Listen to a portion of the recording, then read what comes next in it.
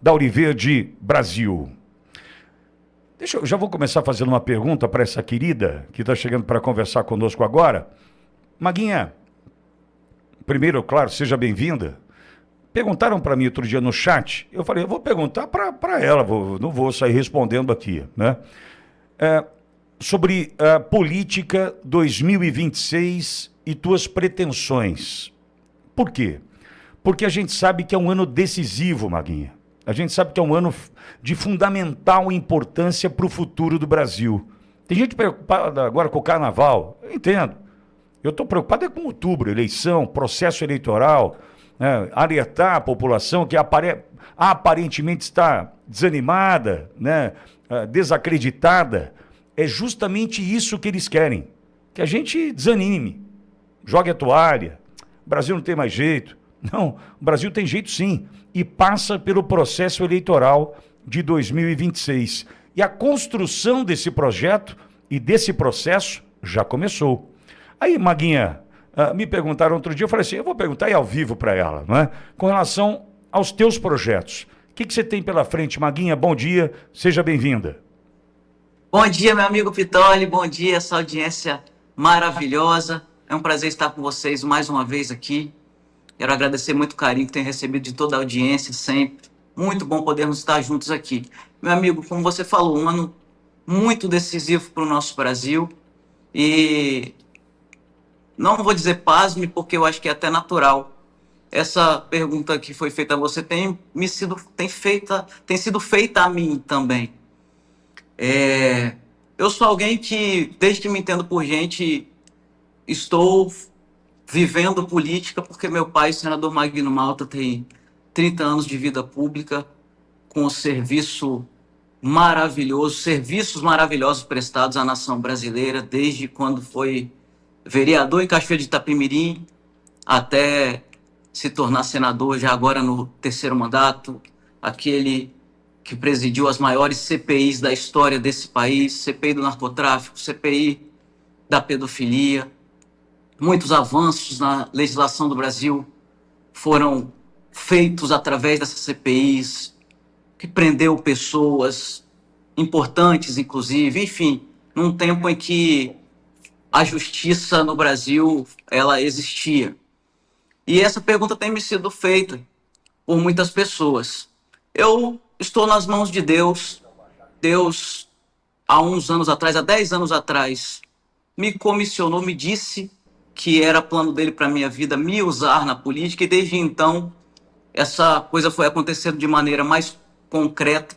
Hoje eu chego no ano de 2026, estou aqui como vice-presidente do PL, do meu partido aqui no estado do Espírito Santo, com muito orgulho disso. E sim, estou à disposição do meu partido, meu nome está à disposição para estar fazendo parte desse processo eleitoral desse ano que é tão importante, principalmente para o Senado, né? Porque nós precisamos de uma mudança nesse ano no Senado da República, porque se nós não tivermos maioria de senadores conservadores, para que nós possamos eleger um presidente do Senado conservador de verdade, com coragem para fazer o equilíbrio entre os poderes, nada vai mudar no Brasil.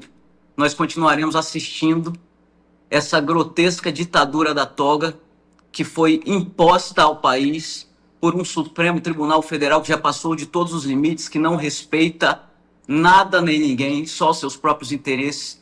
Então, é um ano importante, decisivo, e eu estou totalmente à disposição do meu partido para estar fazendo parte desse processo eleitoral, entendendo que tem crescido, as mulheres têm entendido o seu papel, têm entendido a sua importância na sociedade como um todo, e é tempo, sim, das mulheres estarem ocupando espaços na sociedade, mulheres de fibra, corajosas, mulheres de bem. Graças a Deus, eu tive um ótimo professor, viu, Pitoli? E para mim vai ser uma honra poder dar continuidade a um legado tão lindo construído pelo meu pai, pelo senador Magno Malta, nos seus 30 anos de vida pública. Estou totalmente à disposição do PL, do meu partido, para sim estar fazendo parte desse processo eleitoral desse ano de 2026. Ô Maguinha, entendo eu então que a exemplo do presidente Bolsonaro, que coloca Flávio, né, como um sucessor agora, diante do cenário, diante de tudo que a gente está vivendo,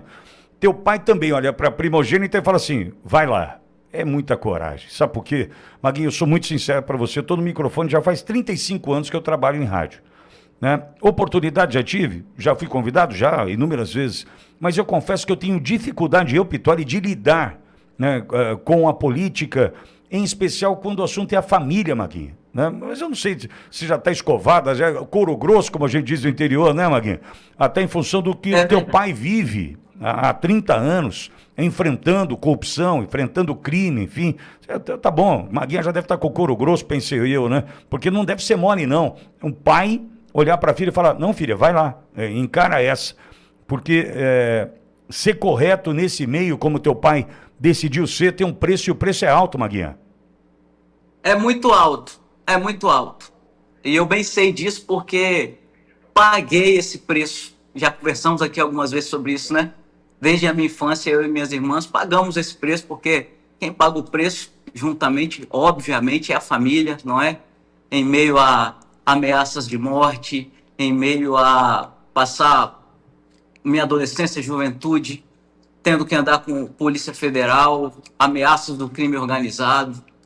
Então, assim, como meu pai mesmo costuma dizer, nós fomos forjadas na guerra. Essa é a verdade. Essa foi a nossa vida. E se assim Deus escolheu, não é, nos levantar e nos colocar nessa posição, nós estamos aqui porque entendemos que vida pública, fazer vida pública com dignidade, não é profissão, é missão. Você recebe de Deus a missão, vai lá e cumpre. E sim, só temos nós que somos pessoas de bem, infelizmente, só temos a perder quando colocamos nossa cara a tapa, vamos dizer assim, quando nos colocamos no fronte dessa batalha. Mas como nós vivemos pela missão, quando somos comissionados, não há nada que nos deixe mais feliz do que estar cumprindo a missão. E meu pai é um cumpridor de missão, foi assim a vida inteira. Quando meu pai tinha 13 anos no interior da Bahia, um profeta disse à minha avó que meu pai seria senador da República, menino pobre do interior da Bahia, sem perspectiva nenhuma. E Deus cumpriu, porque quando ele escolhe alguém, ele faz cumprir a sua palavra, e assim aconteceu. E por isso nós entendemos que isso na nossa vida é missão, e nós vamos cumprir, sabendo que o país está nesse momento tão difícil, e principalmente nesse tempo, tenho certeza que Deus tem levantado e vai levantar homens e mulheres que façam a diferença, que saibam quem são, saibam sua identidade, para poder estarem ocupando espaços de poder, para então fazer justiça, para governar com dignidade e para que o Brasil seja tudo aquilo que está no projeto de Deus que o Brasil seja. É isso que eu acredito. Boa. Maguinha, eu recebi um vídeo do nosso amigo, deputado estadual no Espírito Santo, no teu estado, o Lucas Polezi. Aliás, eu entrei em contato com ele hoje, não conseguimos alinhar ainda a entrevista do Lucas por aqui, mas tem um vídeo do Lucas Polezi que eu queria apresentar para a audiência para te ouvir na sequência. Pode ser? Claro, vamos lá. Então aperta o play para nós, Edson, por gentileza. Esse aqui é o seu dinheiro indo embora, capixaba. Por isso eu peço 1 minuto da sua atenção. Nessa semana, a gente expôs que o governo Casagrande, apesar de ter vários bancos de grande porte, como Banestes e Bandes, entregou o controle de um fundo de quase R$1 bilhão ao BTG, Banco de André Esteves, com vasto histórico criminal, envolvimento no Petrolão e em escândalos de corrupção nacionais e internacionais. Hoje eu estou vindo aqui formalizar e protocolar um pedido de informação, solicitando acesso a todos os dados detalhados desse contrato.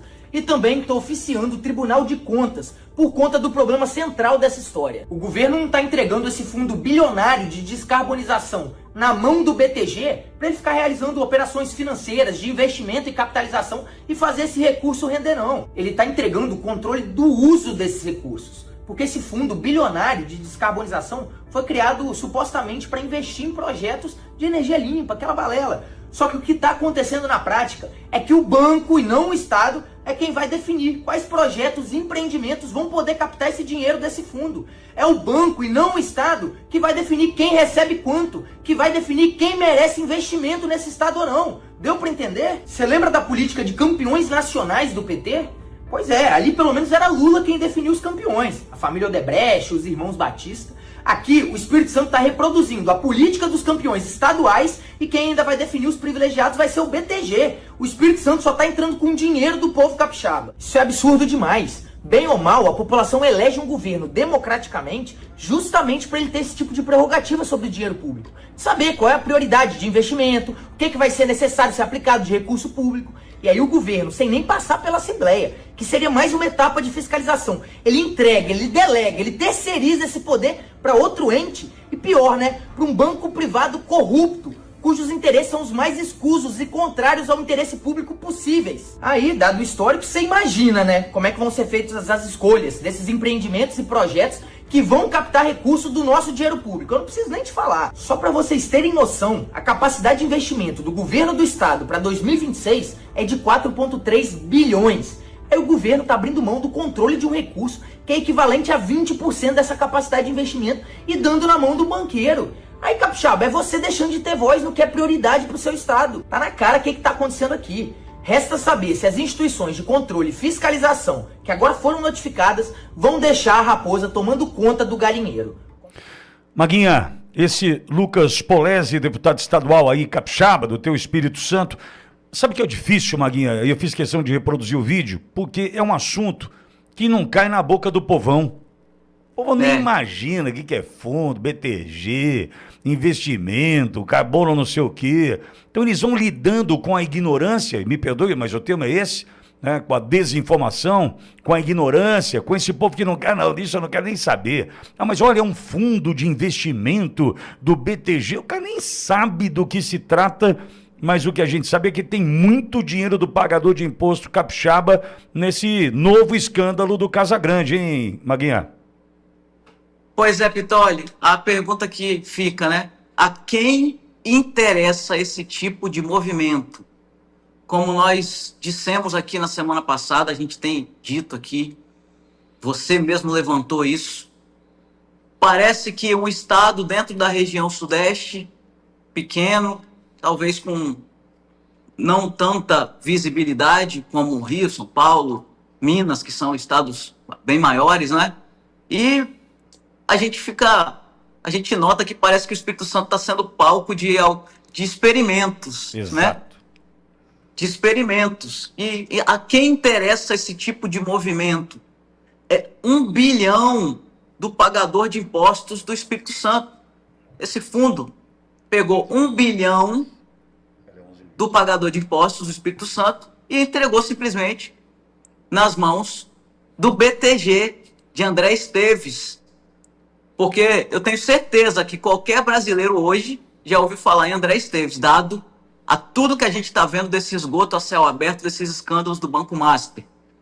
Vale lembrar que o BTG foi o fiador do Banco Master no mercado. Foi o BTG que ofereceu os títulos podres do Banco Master no mercado, correto? Sim. Nós sabemos que André Esteves é amigo de ministros do STF, tem encontros com ministros, também ministros do governo Lula, faz parte de toda essa patota. O próprio Lucas disse aí no vídeo, né, envolvido lá atrás nos escândalos do PT. E a gente vê que vai se reproduzindo aqui no estado do Espírito Santo por esse governo, que aqui está, comandado pelo PSB, não é? Aliado de primeira hora de Lula, o governador Casagrande, um aliado de Lula desde sempre, que as figuras se repetem, as mesmas figuras circulando. Agora o Estado do Espírito Santo pega 1 bilhão do fundo soberano do Estado. Aqui nós temos o Banco Banestes, nós temos o Bandes, bancos do Estado que deveriam gerir esse fundo, mas não, se entregou na mão do BTG. é no mínimo esquisito, né? Para a gente falar aí o mínimo, eu quero parabenizar o trabalho do deputado Lucas Polezi, do PL aqui do Espírito Santo, que tem feito enfrentamento árduo a esse governo que aqui está. A gente vem denunciando aqui na Auriverde, ajudando a dar voz às denúncias que o Lucas tem feito. É o governo que acabou de ser condenado pelo Ministério Público a ressarcir R$500 milhão, na verdade. A dívida ficou em 1,3 milhões de reais, porque usou 440 milhões dos cofres públicos do Espírito Santo para financiar festa de 40 anos do MST dentro da Universidade Federal do Espírito Santo. Acabou de ser condenado. Nós temos visto muitas atrocidades acontecendo aqui. O deputado Lucas Polezi tem denunciado, tem feito seu papel enquanto deputado estadual. E nós não podemos deixar de fazer o link dessas coisas, porque nós estamos vendo no cenário nacional, Pitoli. Sim. Aliás, que é esse escândalo escabroso do Banco Master, que todo dia aparecem mais e mais tentáculos do governo e de aliados do governo dentro desse escândalo. E agora o governo do Espírito Santo, do nada, pega 1 bilhão do Fundo Soberano e entrega nas mãos do BTG de André Esteves. Ô, Maguinha, uma dúvida. E a imprensa capixaba trata do assunto? De que forma? Não trata do assunto. Trata, assim, só noticiou dizendo que o BTG Pactual ganhou essa licitação e que agora vai controlar o fundo. Ponto final. É isso. Meu Deus. Maguinha, a gente graças a Deus temos a internet, graças a Deus temos aqui a Auriverde e temos deputados com coragem. E aí eu quero fazer um apelo a toda a Assembleia Legislativa do Espírito Santo e ao povo capixaba: cobre os deputados estaduais para que eles façam pressão no Tribunal de Contas, para que dê explicações sobre isso. Sim.